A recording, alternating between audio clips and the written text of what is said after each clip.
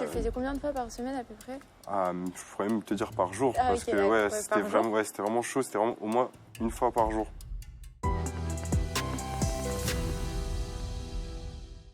Bienvenue dans le spot, l'endroit où on parle vrai, sans filtre et avec le cœur.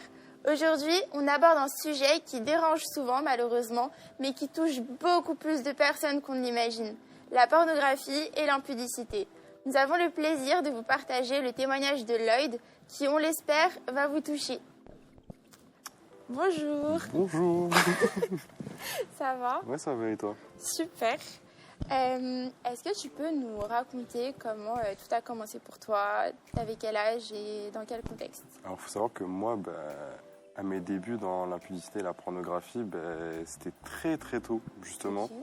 Et je pense que ça arrive à beaucoup de gens, mais c'était vraiment très tôt, je dirais début collège, donc entre ma fin de 6e et début 5e. Mm-hmm. En gros, ça c'est vraiment arrivé à ce moment-là parce que au collège, c'est un nouvel environnement comparé à la primaire. Du coup, on arrive dans un endroit, on va dire, un peu hostile. Mm-hmm. Il y a des filles, on est intéressé, on commence à grandir, oui. Le corps y suit. Et du coup, avec mon groupe de potes que j'avais avant, quand on était petit, on commence à s'intéresser à ça. Mm-hmm. Donc chaque personne avait parlé avec des filles, d'autres, etc. Et il y avait des gens, je pense comme dans tous les groupes de potes, qui étaient un leader et qui était un peu précoce. Mm-hmm. Et du coup, ils connaissaient plus de choses que d'autres personnes, qui comme un peu moi, qui connaissaient rien. Du coup, ils nous parlaient beaucoup de tout ce qui était celle-là, elle est pas mal, etc.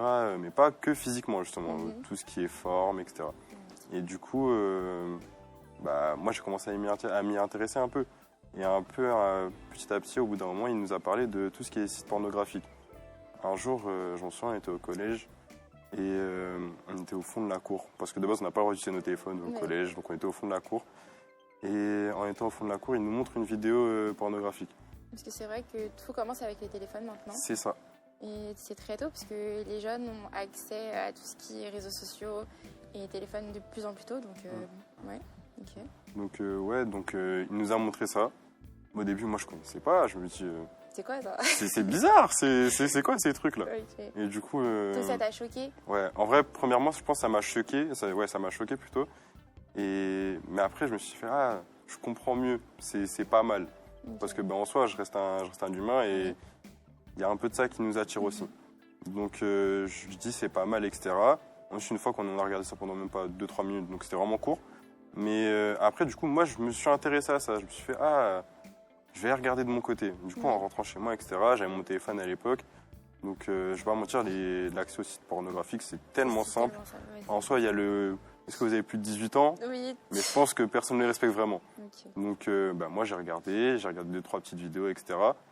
Et j'ai remarqué un changement sur mon corps. Okay. Du coup, qu'est-ce que tu as ressenti pour la première fois, une fois que tu as fait ça tout seul, du coup, une fois que tu as regardé une vidéo pornographique, qu'est-ce que tu as ressenti? De la honte ou plus de la curiosité parce que tu explores quelque chose de nouveau? Je pense à ce moment-là plus de la curiosité. Et justement, après ça, je suis passé à l'acte, je ne vais pas mentir. Okay. Je ne connaissais pas, donc j'ai fait à ma manière. J'en avais parlé à la personne, on va dire que c'était ma première fois. Ouais. Et du coup, après ça, je me suis senti pas bien, mais libéré, apaisé, apaisé. Comme si j'avais un poids et que je me sentais apaisé. Mais plus je grandissais, plus ça, je pense, ce ton d'apaisement a changé. Mais pour revenir au temps où on était, du coup, j'étais encore, on va dire, en 5e. Et ça se démocratisait plus. Maintenant, les gens ils parlaient de première fois, de préliminaire, etc. On commence à grandir. Donc, c'est toujours tôt. Hein. Moi, je trouve que c'est grave tôt en vrai. Mais du coup, voilà, je trouve ça assez tôt pour parler de ça. Mais du coup, on a commencé à parler de ça. On s'est intéressés tous ensemble. On ne parlait pas de forcément ce qu'on faisait nous, mais on parlait de la globalité. Donc, en gros, de tout ce qui était... de l'acte. Ouais, c'est ça, de l'acte et tout. Okay. Mais est-ce que, du coup, le fait qu'à l'école, on en parlait, est-ce que tu penses que ça t'a aidé dans ton développement ou plus mis sur une pente glissante? Et est-ce que chez toi, ils en parlaient ou pas? Je pense à l'école, ça m'a du coup mis sur une pente glissante comparé à maintenant. Mais c'est vrai que chez moi, on m'en a jamais vraiment parlé. En tout cas, à ce moment-là, c'était pas encore, on va dire, démocratisé. Pardon. Okay. En gros, c'était encore très, très tabou. À l'heure actuelle, je pense que c'est plus accessible. Les gens, ils ont plus honte d'en parler parce que ça y est, ça commence à se diversifier, etc. Est-ce que tu penses qu'il y a un manque d'informations par rapport à ça pour les enfants? Actuellement, non. Avant, oui. Avant, énormément. Et je pense justement que c'est ça qui, je pense, dans ma génération, du coup, pour les gens qui sont nés dans les années 2000, il nous manquait. En gros, maintenant, quand on regarde, il y a beaucoup de personnes qui sont sensibilisées et qui sensibilisent par rapport à ça. Mais je pense que justement, avant, on nous en parlait jamais. Mais que vraiment, quand c'était jamais, c'était vraiment jamais. À part quand on était à l'école ou quoi, on ne parlait pas de ça. Parce qu'en fait, l'école, c'était aussi ton moyen de pouvoir apprendre de nouvelles choses. Et donc, c'est ça, ouais. C'est ça. Du coup, est-ce que tu avais conscience que c'était une addiction? Pour toi, c'était quelque chose de normal? Je pense que plus jeune, non. Parce qu'en gros, comme je le faisais vraiment pour le plaisir, pour moi, c'était juste bien. C'était une manière de me mettre bien. Mais là, en grandissant, comme maintenant j'ai 18 ans, de mes 12 ans à 18 ans, ça fait quand même 5 ans, c'est énorme. Je me rends compte que avec les gens qui en parlent autour de moi et puis même les témoignages que je vois sur Internet, c'est pas... On va dire que c'est vraiment une addiction maintenant. Oui, parce que ça touche plus de gens qu'on ne le pense. Ouais. Et c'est tabou, malheureusement. C'est ça, ouais. Et justement, les gens, ils ont peur d'en parler. Mais maintenant, moi, personnellement, je pense que c'est vraiment une addiction parce que la fréquence à laquelle je le faisais et puis même où je prenais plus vraiment de plaisir, du coup... Tu le faisais combien de fois par semaine, à peu près? Je pourrais même te dire par jour, parce okay, que c'était vraiment chaud, c'était vraiment au moins une fois par jour. Okay. Et justement, le fait d'arrêter un jour dans la semaine, c'est pas que ça me mettait mal, mais j'avais l'impression que... Il manquait quelque chose. Ouais, qu'il manquait quelque chose. Parce qu'en fait, je le faisais souvent avant d'aller dormir, parce que c'est là au moment où je suis tranquille, personne va me saouler et tout, donc je me dis, c'est à ce moment-là que je vais le faire. Et du coup, avant de dormir, je me disais, mais j'ai oublié un truc. C'est comme si, en gros, tu vois, quand tu vas sortir, tu sais qu'il faut que tu prépares tes affaires. Oui, là, c'est comme si j'avais oublié de préparer un truc. Et du coup, ça me... En fait, maintenant, je vois qu'il y a un problème, mais avant, je le voyais pas forcément parce que c'était normal. En fait, c'était pour suivre les gens. Et si tu faisais pas ça, t'étais un mec bizarre. T'es un bolos. Ouais, c'est ça, t'es un bolos. C'est comme... si t'es puceau, t'es mal vu aussi. Alors qu'en soi, c'est une bonne chose. Exactement. C'est vraiment une bonne chose. Et surtout, pour Dieu, dans ta relation avec Dieu, tu vois que c'est pas normal. Et en soi, c'est pas ce que Dieu veut de toi. Il attend pas de choses forcément de toi. En parlant de Dieu, comment tu vivais cette addiction dans ta vie, dans ta relation avec Dieu? Au début, je voyais pas forcément le problème. En fait, au début, pour moi, c'était pas vraiment la grosse plaie à soigner. Mais là, depuis que j'ai commencé à avoir une vraie intimité avec Dieu, je vois que c'est pas normal. En fait, je sais que c'est une plaie que je dois soigner et qui est toujours ouverte, mais en fait, j'ai l'impression que je me cache de ça. En fait, je me donne des excuses pour me dire que c'est normal, alors que au fond de moi, je sais que c'est pas normal, justement. Mais en fait, tu sais que t'as pas à t'en vouloir parce que c'est... Comment t'expliquer? Maintenant, avec le monde dans lequel on est, à cause des publicités, de ce qu'on voit, même tu vas regarder ta télé, tu vas regarder Netflix ou je ne sais quoi, une série, c'est tellement banalisé et il y a ça partout, ou même les gens qu'on côtoie au quotidien, les personnes qui ne partagent pas forcément les mêmes valeurs que nous ou quoi, parce qu'on est tous différents, ça va être du genre c'est normal, ou comme on a dit tout à l'heure, t'es bizarre. Et notre cerveau a été formaté d'une manière à ce qu'on ne soit plus trop choqué par rapport à ça. Donc c'est normal, et même pour toutes les personnes qui sont exposées à ça, c'est tout à fait normal de penser comme ça. C'est vrai, mais justement, en fait, par rapport à la société de maintenant, c'est compliqué d'en sortir. Parce que comme tu as dit, que ce soit les publicités ou même notre entourage, c'est des trucs qui ont forcément été banalisés. En gros, comme on a dit, c'est quelque chose de normal. Mais maintenant, quand on regarde hors ça et qu'on se plonge vraiment dans notre relation avec Dieu, on voit que justement, c'est pas quelque chose de normal. Et le fait que la société ait banalisé ça, en fait, on a du mal, nous, qui sommes plongés dans cette addiction-là, à en sortir. Parce que, en gros, c'est comme, notre cerveau, il est surchargé d'informations qui est contraire à ce que l'on croit. Et du coup, en tout cas, moi, personnellement, c'est ce que ça m'a fait, et ce que ça me fait toujours. Je sais que des fois, je serais tenté forcément à retourner vers ça, parce que quand je suis là, posé et que je fais rien, il y aura forcément des informations qui viennent de gauche à droite et qui plomberont mon cerveau pour me dire ouais, finalement c'est pas si grave. Oui, Mais justement, en fait, ce temps-là, il faut qu'on le passe avec Dieu parce que c'est important. c'est important. Et en fait, je me dis maintenant que j'enlève toutes ces distractions-là où je fais rien et que justement je prie ou je loue, ben en fait, ces pensées négatives-là partiront. Mais qu'est-ce qui t'a vraiment aidé? Est-ce qu'il y a un événement ou quelque chose qui a fait que quand tu étais dans cette période-là, tu t'es dit ah ouais, je touche vraiment le fond et il y a que Dieu qui peut m'aider? Ben en fait, c'est un moment, en gros, je venais de replonger dans ma foi. Et avec des amis à moi, ils m'invitaient à des événements, etc., des événements chrétiens, on allait ensemble. Mhm. Et à un moment, il y a quelqu'un qui a parlé de ça dans son témoignage et il a dit qu'il était dans la pornographie, mais vraiment sévèrement. Et même comparé à moi, ça m'a choqué, justement, parce que moi, qui trouvais que je faisais ça à de grosses fréquences, ben, lui, c'était pire.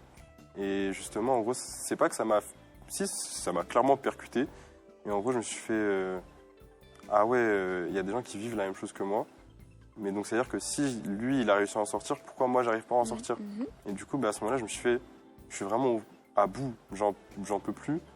Et c'est à ce moment-là que j'ai remarqué que j'avais touché le fond parce que... Bah, Tu t'es senti un peu comme esclave? c'est ça, en fait, je me suis dit, mais je dépends littéralement de ça.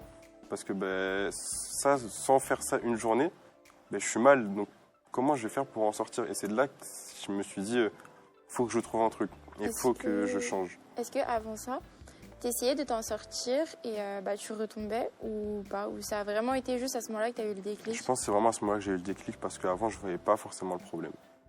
Vraiment, je ne voyais pas forcément le problème. Et justement, après ça, c'est là que je me suis dit, bon, ben, je vais essayer de justement changer mon mode de vie et que dans mes moments creux où je faisais rien, les passer avec Dieu plutôt que les passer sur les écrans ou sur la télé. Et du coup, à ce moment-là, j'ai changé totalement de mode de vie. Je me suis dit, je vais aller jeûner, je vais faire des trucs qui m'ont vraiment aidé dans ma foi. Et en faisant ça, justement, ben, en fait, ça m'a permis d'arrêter. Peut-être pas longtemps, ça m'a permis d'arrêter pendant une semaine, ce qui pour moi était vraiment un miracle déjà à ce moment-là. Parce que ben, le faire tous les jours et pendant une semaine arrêter totalement. Parce qu'il y a quand même il y a des niveaux, paliers. Ouais. Il y a des paliers. Et franchement, pour moi, là, j'avais atteint un gros truc. Même si après, je suis retombé, je me suis dit, c'est quand même une belle progression que j'ai fait. Et honnêtement, c'est quand même une belle progression. Oui, parce que la guérison, je pense, et je pense que ça a été le cas pour toi, ça va être un choc direct, mais c'est plus un processus maintenant. C'est ça. Honnêtement, en fait, ça s'est pas fait tout de suite. Et je pense qu'il faut arrêter de dire aux gens que forcément, ça se fait directement.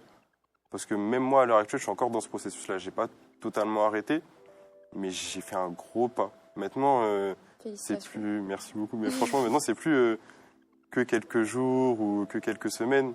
Maintenant, je peux aller sur des mois facilement. Et ça me fait plaisir. Bah maintenant, oui. en fait, je vois le progrès maintenant quand on en parle. Forcément, des fois, je le vois pas forcément quand je retombe. Mais quand on en parle, ben, je vois que Dieu, il a vraiment agi. Peut-être pas directement d'un coup, comme on entend forcément dans certains témoignages, mais il a agi petit à petit. Ça a été un gros processus. Et je commence à en voir le bout. Franchement, il y a de cela même pas 4-5 mois, j'aurais jamais pensé sortir cette phrase de ma bouche. Mais je commence à avoir le bout. Et du coup, ça me fait vraiment plaisir personnellement parce que ben, maintenant, en y pensant, ça fait plus de 5 ans que je lutte contre ça. 5 ans où je retombe, où j'essaie de me relever, où je retombe, où j'ai des grosses périodes de baisse de foi parce que j'ai l'impression que je n'avance pas. Et maintenant, ben, je sais que si je m'en donne les moyens et que je continue à avancer avec Dieu, ben, je peux toucher la fin et arrêter totalement. En fait, c'est vraiment moi et moi maintenant. C'est plus une histoire de faut que j'arrête. C'est vraiment que je prenne cette décision et que je me dise et que je me fasse violence et que j'arrête totalement. Est-ce que tu penses que Dieu était présent avec toi, même quand tu étais au plus bas? Je pense que oui. Et justement, il a attendu que je sois au plus bas pour me relever et pour voir les efforts que je faisais. Parce que je pense que quand j'étais au moment où je prenais plus de plaisir qu'autre chose, il voyait pas forcément, il voyait pas la détresse que j'avais au fond de moi parce que moi-même j'avais pas remarqué que c'était mal. Et justement, je pense que au moment où j'ai eu le choc et j'ai entendu le témoignage de cette personne-là, ça m'a. En fait, il a vu que j'étais au fond et que moi-même j'avais réalisé. Il s'est dit, c'est maintenant qu'il faut que je lui tende la perche et que je tire. Et maintenant que j'ai attrapé cette perche-là, tu veux plus la lâcher? En fait, des fois je la lâche. Oui. Franchement, des fois je la lâche, mais je me dis que je peux pas retirer mes deux mains. Si je retire mes deux mains, je serai perdu et je vais retomber dans ce que j'étais avant. Et c'est un truc qui me terrifie. T'as peur en fait, ouais, je veux pas devenir la personne que j'étais avant. Parce que franchement, depuis que j'ai tenu cette perche que Dieu m'a tendue, ben, j'ai l'impression que je suis une meilleure version de moi-même. Et même autour de moi, ben, je vois que les gens remarquent mon changement. Surtout dans ma famille. Ma mère, elle me le dit souvent et elle me dit tu commences à devenir vraiment une bonne personne et ça me fait plaisir. Moi, personnellement, et elle aussi, ça lui fait plaisir. Donc, ça te fait plaisir, ouais, ça me fait plaisir obligatoirement. Ouais, ok. Donc. Bah, je sais que la pornographie a des effets néfastes sur le comportement qu'on peut avoir, des dépressions, même de la colère ou de l'anxiété. Donc, en vrai, je pense que il y a quand même un changement, donc je suis contente pour toi. Mais est-ce que tu avais peur que quelqu'un le découvre ou pas du tout? Ah, franchement, bah, même là, jusqu'à l'heure actuelle, j'en ai parlé qu'à une seule personne dans ma vie. D'accord. Et justement, je trouvais ça très tabou, en fait, d'en parler parce que... Bah, t'avais honte? Ouais, j'avais clairement honte. Parce que bah, comme tu sais que tu fais du mal, en fait, si tu fais pas un truc normal, bah, d'un coup, tu dis « Ah, mais si j'en parle, qu'est-ce que les gens ils vont se dire ?» Pourquoi tu dis que tu faisais quelque chose de pas normal? Bah, en fait, t'as vu, il y a une petite contradiction à ce que j'ai dit depuis le début. Mais justement, en fait, comme maintenant, je vois ça d'une manière, comme à travers les yeux de Dieu, on va dire, je vois que c'est quelque chose de mal. Mais pourtant, dans la société, en soi, c'est pas vraiment quelque chose de mal. Et quand tu dis que tu vois à travers les yeux de Dieu, c'est-à-dire? En gros, quand tu regardes et que tu lis ta Bible et que tu vois ce que Dieu attend de toi, ça va en contradiction avec ce qu'il veut. Et il attend quoi de toi? Il attend que justement que tu laisses ça et que, en gros, l'impudicité, normalement, comme il a dit, on n'est pas censé combattre le péché, mais on est censé le fuir. Et du coup, je remarque que lui, ce qu'il attend de nous, c'est qu'on le fuit, c'est qu'on le fuit et pas qu'on le combatte. Ouais. Ok. Parce qu'en soi, la sexualité n'est pas quelque chose d'horrible, ni mauvais quand on regarde la Bible, ce qu'il y a écrit. C'est plus que le monde actuel l'a un peu... Comment dire? Diabolisé. Ouais, exactement, diabolisé. Et la sexualité dans le mariage, c'est quelque chose de très beau et voulu par Dieu. En soi, faut pas croire que c'est quelque chose de mauvais. Justement, au contraire, c'est quelque chose de très bien. Mais pas ça dépend les moments. Et pas tout seul aussi. C'est ça, et pas tout seul. En fait, justement, je pense que le truc qui est mal, c'est de le faire tout seul. Après, je dis pas justement d'aller le faire avant le mariage. Au contraire. Mais en fait, le faire seul, c'est autre chose. C'est pas comme justement l'acte sexuel avec quelqu'un. Est-ce que tu te sentais trop sale pour revenir à Dieu à un moment? En fait, à un moment, justement, avant d'entendre le témoignage, en fait, je savais que c'était pas bien. Mais je me disais, mais qu'est-ce que Dieu va penser de moi? En fait, il va me voir en train de le faire, parce qu'il voit. Il me voit en train de le faire et comment est-ce qu'il peut m'accepter après ça? Donc, ouais, ça a été très, très... dur. Ça a été très dur et je trouvais ça très mal. Et donc, quand tu t'es éloigné de Dieu, tu te sentais libre ou enchaîné? Je me sentais grave enchaîné. Genre, en fait, j'étais tout le temps anxieux. C'est comme, en fait, je me voyais en train de lui mentir et je sais que je lui mens. Malgré le fait qu'une fois que tu finissais du coup de faire ça, tu te sentais libre? Non, justement, comparé à avant, en fait, quand j'étais dans la lac, je pensais pas vraiment aux répercussions. Mais comparé à avant, je prenais plus de plaisir. C'était souvent, après que j'ai fini, je me sentais mal. Je me disais, mais... Donc moi, je fais des promesses à Dieu pour ensuite les rebriser à chaque fois. Donc en fait, je rentrais dans une boucle où c'était... ok, là je suis mieux avec Dieu, mais finalement je retombe à chaque fois. Donc qu'est-ce qu'il pense vraiment de moi? Donc comment je vais m'en sortir, etc. En fait, c'était vraiment une boucle infernale. Est-ce que ça a changé ta manière de voir ton corps maintenant et ta sexualité ou... En soi, non. En soi, je pense pas forcément. Je suis toujours très à l'aise dans mon corps. Maintenant, comme je sais que je commence à m'en sortir, je me sens mieux. Mais en soi, je pense pas, non. Qu'est-ce que tu dirais à quelqu'un qui vit la même chose que ce que tu vis maintenant? Franchement, moi, je lui dirais de toujours garder espoir et de ne pas avoir honte, justement. En fait, il faut en parler autour de soi parce que les gens, justement, qui sont autour de toi, ils sont là pour t'aider et c'est des gens que Dieu, il envoie, justement, pour t'épauler dans tes difficultés. Donc, moi, ce que je dirais à une personne maintenant, c'est de ne pas avoir honte. C'est pas quelque chose de mal, c'est pas quelque chose de pas normal à faire. Et justement, d'en parler autour et de ne pas avoir honte parce que je pense que dans ton entourage, il y a forcément des gens soit qui sont passés par là ou qui même s'y connaissent bien ou peuvent t'aider. Donc, il ne faut pas avoir honte, il faut en parler, je pense. Aujourd'hui, tu as accepté de prendre la parole, chose qui est très compliquée. Donc, pourquoi tu penses que c'est si important d'en parler aujourd'hui? Je pense qu'en parler, ça peut être une façon de s'en délivrer aussi. Parce qu'en fait, justement, le fait de ne pas en parler, c'est comme si tu gardes un secret et que tu l'enfouis. Tu cultivais un peu la honte. C'est ça, en fait, tu cultives le truc, mais au bout d'un moment, c'est une mauvaise racine, donc il faut l'enlever. Donc je pense en parler, ça peut te décharger d'un énorme poids que tu avais depuis le début. Donc pour moi, en parler, ça peut aussi te délivrer totalement. Et t'as honte de ton histoire maintenant? En soi, non, je pense que c'est pas une fierté non plus, mais en fait, le fait que j'en vois le bout, je me fais que j'ai fait un gros chemin. J'ai fait vraiment un très gros chemin depuis le début et il n'y a même pas une semaine, 2-3 semaines, je me voyais pas en parler.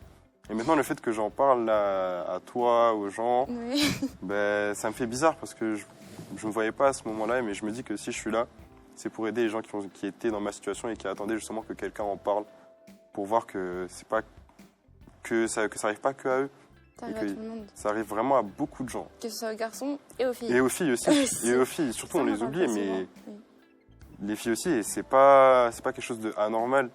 C'est naturel, c'est ton corps, on grandit. Donc je dirais que c'est normal même en soi qu'au moins on va dire que tu testes. Et est-ce que maintenant, tu es encore en contact avec les amis qui t'ont fait découvrir ça ou pas du tout? Honnêtement, plus du tout. Parce que entre-temps, j'ai déménagé, il y a eu beaucoup de choses dans ma vie qui ont changé. Et puis même, je trouve que c'était pas forcément des très bonnes fréquentations. Je dirais pas forcément par rapport à ça, mais en général.